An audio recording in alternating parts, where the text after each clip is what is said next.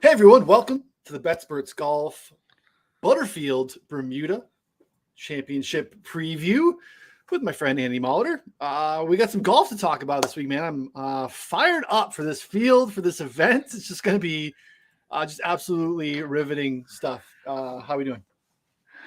Yeah. So the thing is, too, it's a bad field. Like, just right off the bat, it's not a good field. We've got, four guys in the top 100. The main fly in the ointment is, there's a 60% or better chance of rain every day. Like, when I just sent the tweet out, I said, here's, who we think will win. And I almost typed Sunday. I'm like, man, this tournament's not finishing on Sunday, is it? We might have a Monday finish. Honest to God, we might have a 54-hole tournament. I don't know. It's supposed to rain so much. It's not just like, oh, there's some clouds in the area. There's a tropical fucking depression forming. Like, it is still, October's kind of the end of this. We're still at the very tail end of hurricane season. It's not gonna, be like a cataclysmic event, but it's gonna be just sitting over the Bermuda for like the whole tournament apparently. So this is gonna get messy. I may be taking it kind of easy on matchup bets, and I probably already placed too many bets for this tournament, just placing some outrights. But Beach is where I'm at. I mean, how excited are you for this one? Yeah, I mean, I don't have a strokes gained tropical storm model, but like you said, we're on like the precipice of that because it is something's brewing down there. I think they're already getting rain, so like these guys aren't getting in a ton of practice rounds even, and it's so bad. Like the defending champ didn't come back. Like Lucas Herbert won this last year, and he's not even. It's Lucas Herbert. Like he's not like a dude that like it's not like Rory won this, and he's like, you know what? I'm just coming off of the last week's big win. Now. Yeah, no, Lucas Herbert's not coming back. We had a couple of guys last year too. I think Patty Reed was here. We obviously know he's not coming back. It's just, Matty Fitz was here last year. Patty Reed was in the mix. There were bigger names. Like honestly, the biggest name is maybe Seamus Power and Denny McCarthy. Seamus won the Barbastall. He's a winner. He won an alt tour event. So he's got win equity, but otherwise this field's a little rough. And it's a course. There's a lot of these courses like, hey, I can't go play Augusta. Probably. I can't go play this or that. I guess you could pay and go play Bethpage or Pebble, but this is similar. This is a resort course. You go to Bermuda, and it's funny. This is the longest course in Bermuda, but it's like the shortest damn course on tour. That's how different your local muni is to what these guys are playing every week from the tips. Short, easy. I've seen some quotes saying like, if there were no wind, we would destroy this course. Like the only defense is wind, and there is a lot of wind. And it kind of reminds me, I don't think anyone had this analog because it's different in a lot of ways, but it reminds me a little bit of RBC Heritage.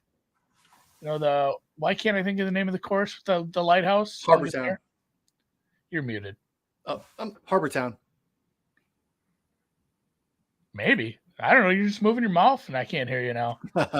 Maybe that's on me. I don't know. It might be on you. Regardless, it's, there's some holes that are right next to the water and then it turns in for some inland parkland style holes. And granted, it's not, it's a different kind of trees down here. You're not having the same kind of trees we have up north, but it is a resort course where, anybody can go play this. Now they're going to have a tour event like we did down in Mexico or Ram one.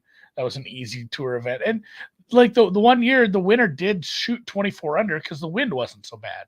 If the wind kicks up, you're still looking at like, oh no, the wind's like crazy. Yeah, you're still going to shoot 15 under to win this thing. So it's an easier course, and the wind is basically your only defense truly in this one. And if it doesn't kick up bad, you're going to see some low scores. The tour or the course record's 61. That's 10 under for a round. That's a bludgeoning.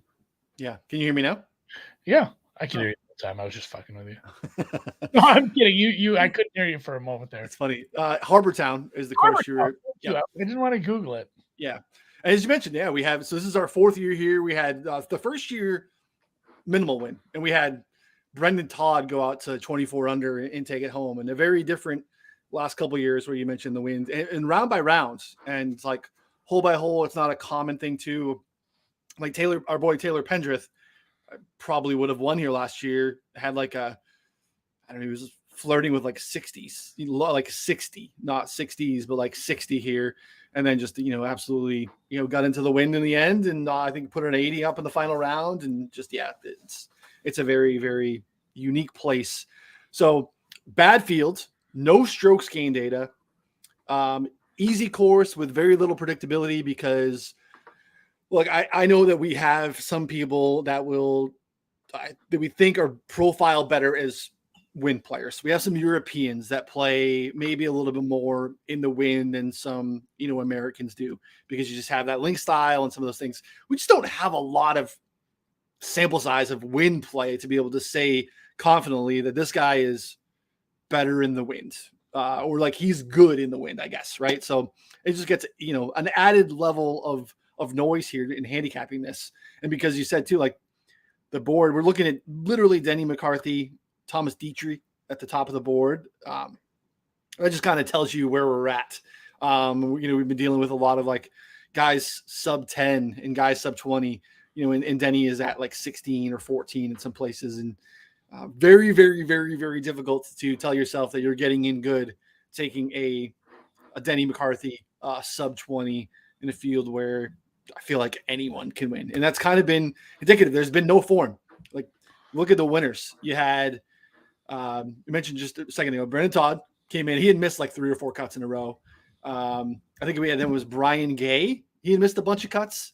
And then Lucas Herbert last year had missed back-to-back cuts to start the year. So like there's really form doesn't even matter here. You're going to get yourself a lot of wedges for the most part because there are a ton. All of the length of the course too is in the par threes. It's like a bunch of long par threes. And these are the shortest. There is, I think, 6 of the 11 par fours are sub 400. That is like the munis that we play. Yeah, there's going to be a lot of like 40-yard chips, 40-yard eagle chips. Like at that, like what's the breakoff for a pro golfer where they're like, I can make this, where it's not just a lucky shot from the fairway. Like there's going to be a lot of second shots on par fours where they're thinking like, I could make this. Like if I get this close, it might trickle in because these are just little pitches at that point. So yeah, the length is in the par threes. The par threes are tough. They're the toughest holes on the course. They're all long. And if it's windy, it's not just crosswinds, and the winds change. We've seen quotes. I think Ron had a good quote about that. So the wind will change from one day to the other in the exact opposite direction. So you could have had it at your back for this hole. Next day you come out and play it. And your drive's going to go 50 yards shorter because instead of giving a little gust from the gods to help you along, you're getting it right in your face. So it'll be interesting to see what the weather does here. But I had a lot of people where I run the numbers, I looked at it, I said, hey, I might bet this guy. Then I go look, and he's like 30-1. There's like 18 people that are 30-1, and all of them are not names I super want to bet at 30-1, but I did start with a guy lower than I'd kind of hoped.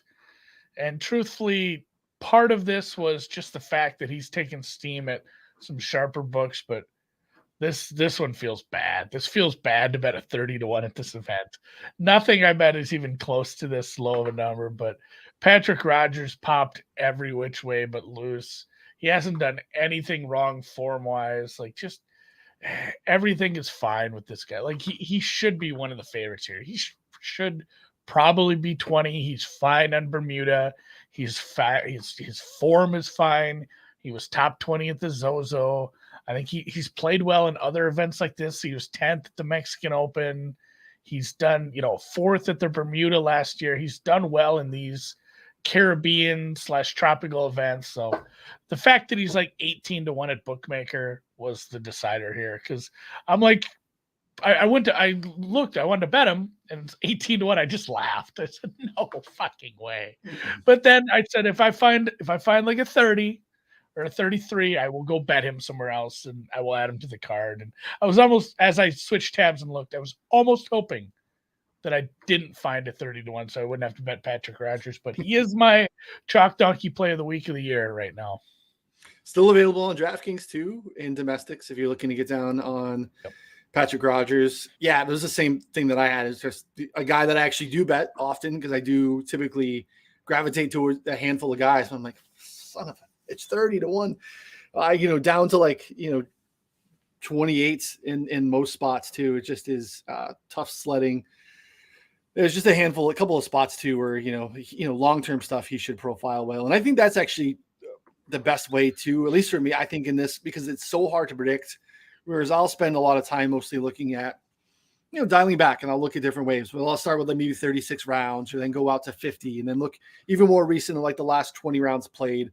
But I think here too, because there is such an unpredictable nature here, I think the best way to find really good numbers, or maybe mispriced numbers, is looking at even larger samples here. Like just what do we do in the last 100 rounds? Give me a better look at some of these guys' baselines of who they are, because there's just such little predictable nature here for so many different reasons. So probably a decent like live ad week if you wanted to get down on, get a better feel for the wind and the weather and how it's playing.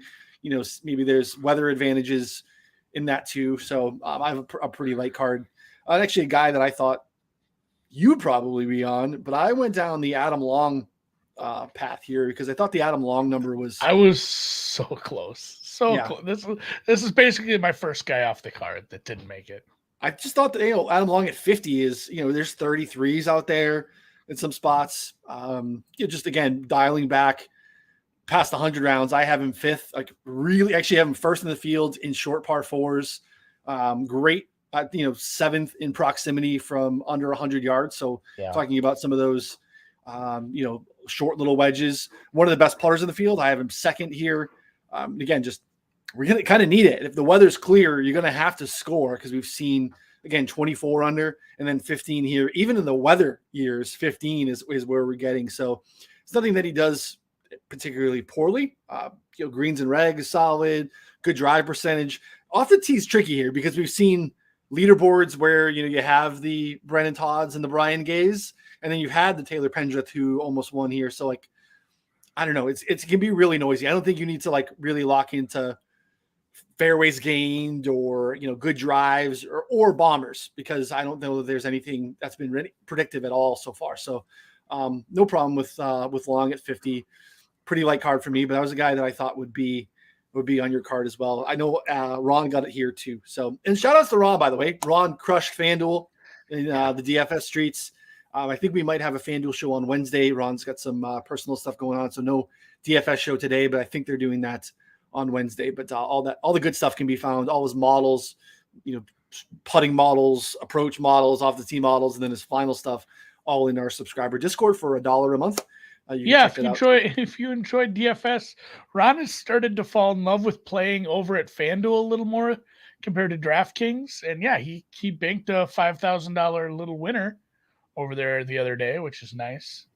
I'm looking to do the same, just via hitting one of these guys. And here is an Andy's name, Austin Smotherman. Austin Smotherman was another one where, he was like 55, 66 at some books. And I'm like, well, I thought I was going to bet this guy. And it turns out I'm not. And then I did end up finding some 80s, some 85s.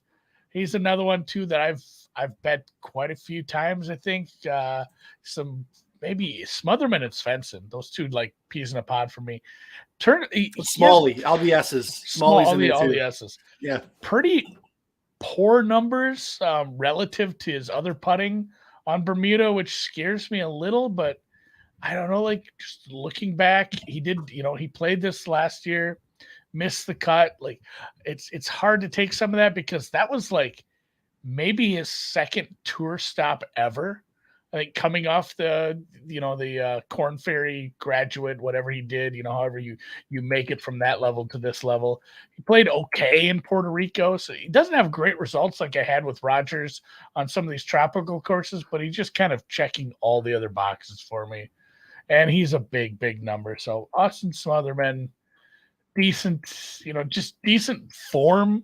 And then he's truly, if you look at some of the sample sizes, he's a top 5 ball striker in the field which is saying something wild. It's not like he's a bad ball striker, but it's crazy. It's like this guy might be the best ball striker in the field over certain sample sizes, which is nuts. Nuts. That's what this field is right now. Yeah. A pretty big discrepancy in the market on domestics for Smotherman. He is down to 50 on DraftKings. Yeah, it's all over the place. And there are 95s on FanDuel. I mean, that's ginormous. So FanDuel on the domestic side is the place to go if you're looking to chase the Smotherman. No problem with that one. I think because we've seen such little, 3 events here, and they're all a little wild. My next guy is top 20, all of them, 11th, 16th, and 12th. And again, I know the win thing is a little bit wonky, but we have seen this guy play fairly well in the wind historically. He's a Scott. Russell Knox out there at 40, I think is worthwhile because, again, I do think maybe course history matters here a little bit because it is so wonky and because I do think the wind is going to be there. The problem here is that if it is not windy, which doesn't seem to be the case, if this gets into a putting contest, Russell Knox is just dead on arrival because that is not his thing. But long term, like I said, dialing out to the last 100 rounds, I mean, I have Knox first in tee to green approach, greens and reg, good drives, and he's second in the proximity bucket of 125 to 150. Now, again, we don't really have an idea because we don't have strokes gained data here. We don't have shot link. But when you kind of look at stuff, you kind of know that there's most of your approach shots are coming from that like 75 to 150 range. You're not having outside of the par threes, the long par threes, you're not having a lot of quote unquote long, approach shots. So just a lot of stuff that Knox does really well. Now, again, the putting stuff is very, very tough to swallow, but the rest of it has fit pretty well here in the past. And I think 40 is a pretty decent number in this field, kind of looking at his long-term form. Yeah, he's another one I looked at. And then from there, it was just bombs for me. And I know you probably have some guys circled. We'll get to anyone you have maybe circled with the live betting, kind of putting them in the pocket, getting them ready, having them in the holster. I know there is a decent chance we get some weirdness with, hey, this was a huge weather advantage for this group. For sure. Yep. And then maybe they're going to get some weirdness where it looks like they're going to get another weather advantage tomorrow, which is so rare that you get, we've had events like this. I'm thinking of like Sawgrass, where just the one group had like a several stroke advantage. Yep. With weird weather like this, you can end up with goofy splits like that. So something to watch to add live. I have some names I've circled, but some of the long shots I did bet so far, Ben Griffin. Maybe not a household name. Maybe never will be a household name. It's hard to tell with some of these guys coming off the Korn Ferry Tour. He played, like if you go back and look at some of these events, or I don't even know what some of these are. Like I just don't follow Korn Ferry close enough. But some of these might not even be Korn Ferry events. But he has a 4th and a 24th in his very short career on tour, and he can run like the sun from tee to green. He did it in both events. He had a very hot approach game. He is an overall good approach player. He's 100 to 1. He fits a lot of the narratives. Again, it's a small sample of what I have, but short par 4 proximity, great. Putting, good enough. Driving is long as shit and fairly accurate. And he's just an overall good ball striker. So I don't mind taking him as a long shot bomb. Ben Griffin, some guy I couldn't pick out of a lineup, but looking at his form and numbers, I don't mind this number and a big number. And then nasty Nate Lashley, which is maybe not somebody I've bet a lot. His form sucks. Like that's why we're getting a number like this, I guess. Like he got 57th, 55th, and 61st in the last few months. Those are his best results. A lot of miscuts, 3M, miscut John Deere, miscut Shriners, miscut Charles Schwab. But, early in this part of the year, and he's another one too, where it's like, hey, this guy 7th in Puerto Rico, 11th down in Mexico. Like he has played Corrales, Punta Cana, 15th. He's played well in some of these, tropical, whatever you want to call it, events over the past year or so, and he's another one where the long-term form is okay. He's a good, decent enough tee to green guy. Just he doesn't do anything spectacular compared to the field. He's just above average at basically everything. And he's another one too, where when I sussed out like who's been scoring on shorter par fours, he matched up pretty heavily with that as well. So 125 to 1 on him. Yeah, I don't hate it. Yeah, that was going to be one of my bombs to look at too. And you think of, I don't know, it's hard to find corollary courses here, but I do think like Pebble matters a little bit, right? Where you have like Pebble coastal course, shorter. Lashley's played pretty well at Pebble a couple times. So you mentioned, decent at long par threes, decent at short par fours. Actually, long-term birdie or better stuff is pretty decent. So, yeah, Lashley is 130, I think, on DraftKings is a pretty decent bomb look. Another bomb look, and I would prefer to have access to like Pinnacle or something on the offshores because Cam Percy is pretty short at most domestics, but there's like 99 and change at Pinnacle. They are not afraid to take your Cam Percy money. For some reason, he pops pretty high in some of my stuff here. Really outside of putting, long-term like approach, tee to green, greens and rag, short par fours, good drives. He's top 10 in all those things. So Cam Percy is interesting. I think like 60 is your best domestic look. So it's not even really a bomb in this field, which kind of sucks. But offshores may be the best way to go. And then you can get 80, 85 on him right now in the offshore world. Okay. And that's only looking at a couple books. Hammer and Hank Libiota would be another one that I would. It's been a while. We're going back to the Southpaw. There's 100 up there on 365. Looks like Will Hill and Rivers have some 90s on Hank. Again, it's just some long-term stuff. He's a little bit better. And actually, I think he did well. He's done well here. Let me look at his results. I think he had a couple of solid finishes here. Where is Libiota? Oh, yeah. So he missed the cut last year, 16th the year before, and third in the debut. So maybe he got caught in some weather last year. But I don't mind Hank Libiota if you're down close to 100. But I'm with you on I think the Ben Griffin thing is very interesting. 120 on FanDuel and Nasty Nate to, like I said, 130 on DK. I think are some pretty interesting bombs. But I wish I could get behind Akshay. He just hasn't he hasn't quite panned out yet, but he's one too where we've seen him play very well, and you can get 200 to 1. Like that's one of those where I'm gonna watch, and if he looks like he's playing okay, Akshay Bhatia might be an ad. And we've got an amateur golf bettor in the chat asking about Kevin Yu. Kevin Yu is kind of a sassy little name, I guess. I don't know. I feel like he's played. I feel like he had a decent result in the last couple of weeks, and I think he did well at Puerto Rico or one of the other events too. So, yeah, fuck it. I don't know. Anybody can win this. Kevin Yu for sure. Yeah, that's the thing. Like that's kind of where we're at, right? That's why it's silly to me to fire I gotta something. pull up Kevin Yu. Yeah, something super short. He hits the pen of the ball too. This is and he's another one just like Tom and his name's not Kevin. His name is Shunan. Yeah. Shunan Yu, and he goes by Kevin. But yeah, 19th at Sanderson's, 7th at Puerto Rico back in March.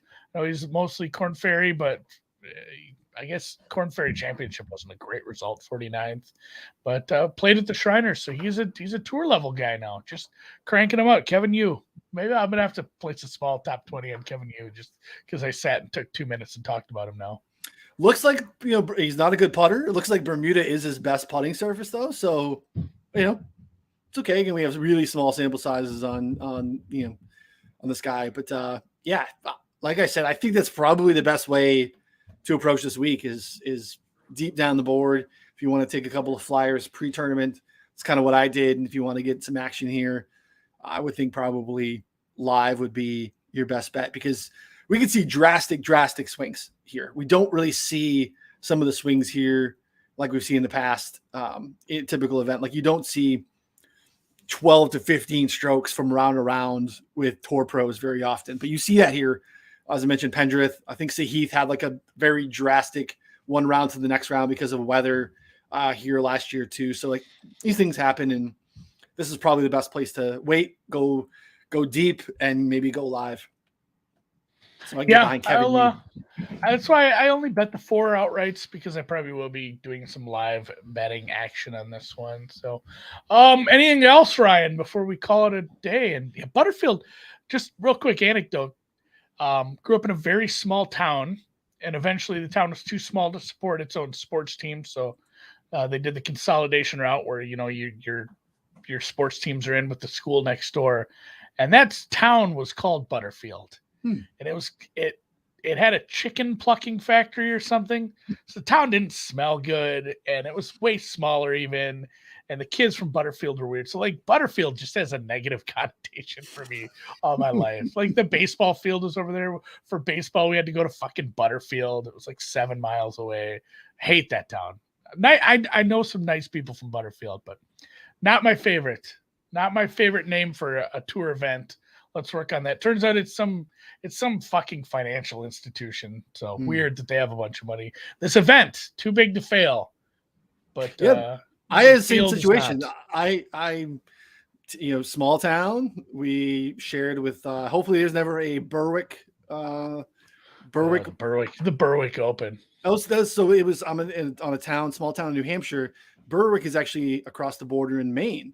So we had to go to Maine for some stuff. Like the Maine kids had to come over for Little League to field enough teams so we could have 8 teams. And just they played Pee Wee football against the Berwick kids. It was a mess. So hopefully there's never a Berwick Bermuda Open or Berwick Aruba Open, so I don't have those same negative connotations. So go light, my friend. Go light this week because I don't want go light. Yeah, if you want to get into the Discord, betsportsgolf.com, $1 a month during the swing season, because we're talking about Butterfield Bermuda Opens and stuff, and we don't feel right charging you full price. So get in, try it out before we get back to Tournament Champions Sony right around the corner past the holidays. If you have any questions, and even if you want, there's free channels in the Discord.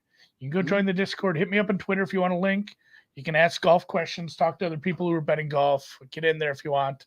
And on the site, go check out some of the tools. Check out Ron's preview. And good call on Bears, Andy. Yeah, fucking the Bears. Football's tough. There's always outlier events like that. And my God, the Patriots defense did not tackle. Did not give up. They did not show up at all. It was a mess. Every time they stopped a running back, he just squared out for like 8 more yards. So I guess we're not wrapping up tonight, boys. So rough end to what was a really good weekend betting, honestly. So suck it, Chicago. Sorry, I know you live there, but you're a Patriots fan. Well, you're a Patriots fan living in Chicago. What a rough. My Celtics got the hammer too from the Bulls last night. So not a great day for time to regroup Boston. Yeah. Hey, listen, the Chicago sports fans, they only get the regular season. So that's a big night for them. They're not familiar with playoff sports. So, Boston fans care more about what happens in the playoffs. So congratulations, Chicago. Hope you hang a banner. Remember where you were on October 24th. Oh, I thought Leg Show's giving me shit. I actually kind of liked the 8.5 at that point, but I had already made my bed with the Patriots in a teaser. So I thought the number was starting to get a little ridiculous once the news came out of, hey, we don't even know what quarterback we're starting. I was dangerously close to just snapping up Bears +8. It turns out the Bears -8 was the number. But I'd kind of made my bed with that Patriots teaser. I didn't want to go and end up on every which way but loose on a Monday night. So 4 for 4 bets. We hammered the Mac Jones under 20.5 attempts, under yards, under completions, and that worked out pretty well. Yeah, there you go. Yeah, PointsBet left that up. Whoops. Yep. Good stuff. So all right. Well, until next, can you name next week's event, Ryan? That's the game. That's the game we're going to play at the end of every tournament here. We do have one next week. I'll tell you, it's not leaving the area. It's not leaving the general area of the world. I don't know. I know I have it written in my calendar, but I do not know off the top of my head. The OHL at El Chameleon. Bigger purse than this week, but still It's Mayakoba, guys. Can't I wait think for this will have December. it. This one will have an okay field, better Yeah. than this one. So, all right, I'm gonna hit the music, and we'll catch you back here next week for said El Chameleon.